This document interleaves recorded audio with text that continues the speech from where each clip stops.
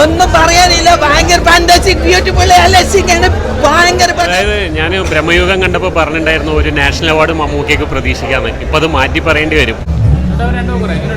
അടിപൊളി പടമാണ്. എവിടെയോ കേട്ട പോലെ ഇതൊക്കെ ചെയ്യാൻ നമുക്ക് പൃഥ്വിരാജല്ലേ ഉള്ളൂ. അതാ പുള്ളി അവിടെ ചെയ്തു വെച്ചിട്ടുണ്ട്.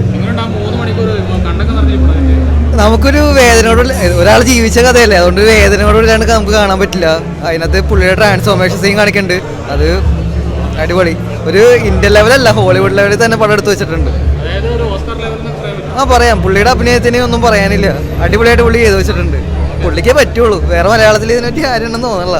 അഭിനയവും ഈ ട്രാൻസ്ഫോർമേഷനും നല്ല മൂവി. ഭയങ്കര ഇമോഷണലാവും. നോവലിൽ നമ്മൾ എന്ത് വായിച്ചോ അതിനേക്കാളും വളരെ ഇമോഷണലാണ്. പൃഥ്വിരാജ്, ആ പയ്യൻ ഗോകുൽ, എ ആർ റഹ്മാൻ്റെ മ്യൂസിക് എല്ലാം നമുക്കൊന്നും പറയാൻ പറ്റില്ല. ഭയങ്കര ഇമോഷണലായിട്ട്. ഡെഫിനറ്റ്ലി ഇന്റർനാഷണൽ സ്റ്റാൻഡേർഡ്സ് മാച്ച് ചെയ്യുന്ന സൗണ്ട് റെക്കോർഡിങ്ങും റസൂൽ പുക്കുട്ടിയുടെ സൗണ്ട് എഫക്ട്സും ആ വരൾച്ച നന്നായിട്ടുണ്ട്, വളരെ നന്നായിട്ടുണ്ട്. അതായത് ഞാൻ ബ്രഹ്മയുഗം കണ്ടപ്പോൾ പറഞ്ഞിട്ടുണ്ടായിരുന്നു ഒരു നാഷണൽ അവാർഡ് മമ്മൂക്കയ്ക്ക് പ്രതീക്ഷിക്കാമെന്ന്. ഇപ്പോൾ അത് മാറ്റി പറയേണ്ടി വരും. കാരണം പൃഥ്വിരാജ് അതുപോലത്തെ അഭിനയമാണ്. നല്ല അഭിനയം എന്ന് പറഞ്ഞാൽ നല്ല അഭിനയമാണ് കാഴ്ചവെച്ചിരിക്കുന്നത്. അതുപോലെ എല്ലാം കൊണ്ടും ബ്ലസ്സിയുടെ സംവിധാനമാണെങ്കിലും എനിക്ക് തോന്നുന്നു ബ്ലസ്സിയുടെ കരിയറിലെ ഏറ്റവും നല്ല മൂവി ആയിരിക്കുന്നത്. അത്രയും നന്നായിട്ടുണ്ട്. 3 മണിക്കൂർ കൊണ്ടേ അത് ഫസ്റ്റ് ഹാഫിനേക്കാളും നമ്മളെ പിടിച്ചിരുന്നത് സെക്കൻഡ് ഹാഫാണ്. അതുപോലെ നന്നായി ചെയ്തിട്ടുണ്ട്.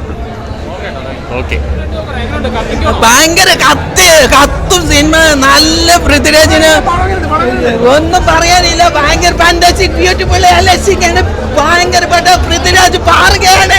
ഭയങ്കര സിനിമയാണ്, കാണേണ്ട പടമാണ്. വേശിയില്ല, സമയം പോയത് അറിയുന്നില്ല.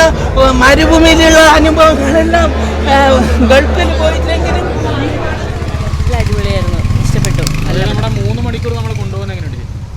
ഒന്നും പറയില്ല, കുറെ കരയാനും സെറ്റപ്പായിരുന്നു. എന്തായാലും 2 മണിക്കൂർ എങ്ങനെ ഉണ്ടായിരുന്നു? നല്ലതായിരുന്നു. അത് നമ്മളൊരു ഓസ്കാറൊക്കെ പ്രതീക്ഷിച്ച ഒരു അപാര അഭിനയമായിരുന്നു പൃഥ്വിരാജിന്റെ, രക്ഷയില്ല. എങ്ങനെ ഉണ്ടായിരുന്നു നമ്മുടെ ആടുജീവിതം? ഒരു അനുഭവമാണല്ലോ, വായിച്ചപ്പോഴും ആ ഒരു അനുഭവമായിരുന്നു, കണ്ടപ്പോഴും അതൊക്കെ തന്നെ. വായിച്ച അതേ ഫീലും കാര്യങ്ങളും പെർഫോമൻസ് വൈസ് ആണെങ്കിലും ഫീലിങ്സ് ആണെങ്കിലും എല്ലാം അങ്ങനെ തന്നെയായിരുന്നു. 3 മണിക്കൂർ നമ്മുടെ ഒരു ജീവിതം. അതെ, അതിലേക്ക് നമ്മൾ യാത്ര ചെയ്യാണല്ലോ. അതിലൂടെ തന്നെ നമ്മൾ അതിലെ ഫീലിങ്സിലൂടെ തന്നെ കടന്നു പോകാനെല്ലാം. ബാക്ക്ഗ്രൗണ്ട് സ്കോർ എങ്ങനെ ഉണ്ടായിരുന്നു? എല്ലാം മീൻ ഇതിനെ റിവ്യൂ പറയാൻ എനിക്ക് അറിയില്ല, പക്ഷേ എല്ലാ ഏരിയയും അടിപൊളിയാണ്. പെർഫോമൻസ് നമുക്ക് ആ ഒരു എഫേർട്ടൊക്കെ മനസ്സിലാവുന്നുണ്ട്. ഞാൻ സത്യം പറഞ്ഞാൽ പുസ്തകം വായിച്ചിട്ടില്ല. ആടുജീവിതം നമ്മൾ ഇതിൻ്റെ ഭാഗമായിട്ട് വർക്ക് ചെയ്തിട്ടുണ്ട്. അപ്പം ഞാൻ പുസ്തകം വായിച്ചില്ല എന്ന് പറഞ്ഞപ്പോൾ ബ്ലസ് സാർ പറഞ്ഞ എന്നാൽ ഇനി ബുക്ക് വായിക്കേണ്ട, സിനിമ ഉണ്ടാൽ മതി എന്നായിരുന്നു. ഞാൻ ബുക്ക് വായിക്കാണ്ട് വെയിറ്റ് ചെയ്താകാൻ കണ്ട ഞാൻ നമുക്കില്ലേ ഒരു മനുഷ്യൻ്റെ ലൈഫ് ഇനി ഇതിൽ കൂടുതൽ ഇനി എങ്ങനെയാണ് കാണിച്ചു തരണ്ടേ. ഞാൻ ആ സമയം തൊട്ട് കരച്ചിലായിരുന്നു. കരയുക എന്ന് പറഞ്ഞു കഴിഞ്ഞാൽ നമ്മളെ ഹൃദയത്തിൽ തട്ടിയതല്ല അർത്ഥം. ഞാൻ മാത്രമല്ല, എല്ലാവരും ഇവിടെ ഇരുന്ന് കരയുണ്ടായി. നമുക്ക് ഒന്നും എന്നുവെച്ചാൽ ലാഗ് ആർക്കെങ്കിലും ഫീൽ ചെയ്തിട്ടുണ്ടോ? ലാഗ് ഫീൽ ചെയ്തില്ല. നമ്മൾ അതിലായിപ്പോയില്ലേ. ഫസ്റ്റ് ഹാഫ് കഴിഞ്ഞപ്പോൾ ഞാൻ അറിഞ്ഞിട്ടുണ്ടായില്ല. നമ്മൾ കുറേ കാലം വെയിറ്റ് ചെയ്തില്ല. ആ വെയിറ്റിംഗ് ഭയങ്കര വേർത്തായി. സിനിമാനുഭവമാണ്.